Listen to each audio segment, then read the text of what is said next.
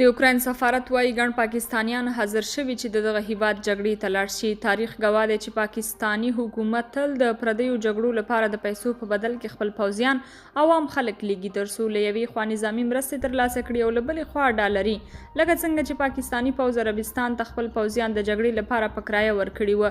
اوس ښکاري چې د اوکراین جګړې لپاره هم ورته اقدام کوي. تازه خبر دا دی چې اوکراین وایي د پاکستان په شمول په لسګونه هیوادونو کې داوطلبه کسان حاضر شوي چې اوکراین ته لاړ شي او د روسیې پر ضد په جګړه کې له اوکرایني ځواکونو سره اوږه په اوږه وجنګیږي.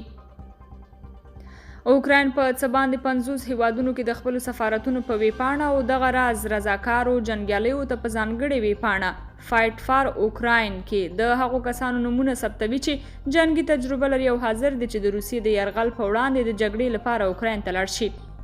د اوکراین حکومت چې د روسیې د یرغل په لومړیو ورځو کې اټکل کېده په څو ورځو کې به وپرځي رضاکارو جنګیالیو ته یو لړ امتیازونه منلي دي. په پاکستان کې د اوکراین سفارت ویلي چې ګڼ شمېر پاکستاني رضاکاره جنګیالیو نومونه ورسره ثبت کړي او حاضر شوي چې وسله په لاس کې واخلي او اوکراین ته لاړ شي.